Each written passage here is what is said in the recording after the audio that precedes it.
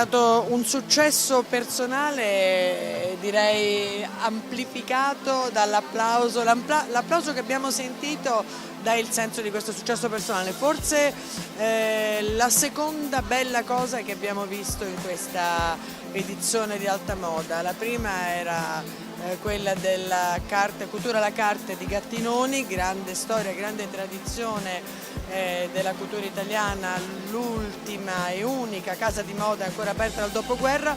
Nino Lettieri fa parte della grande storia partenopea napoletana, la grande alta sartoria napoletana, che è diventata un senso anche di grande alta moda, di grande couture. L'avete visto quel dettaglio, quel ricamo che è ripreso dai mosaici di Pompei, che si fa decoro, che si fa abito, che si fa pensiero, che si fa alta moda. L'ho trovata di straordinaria bellezza, la ricchezza dei tessuti, questo gazar, queste organze pesanti.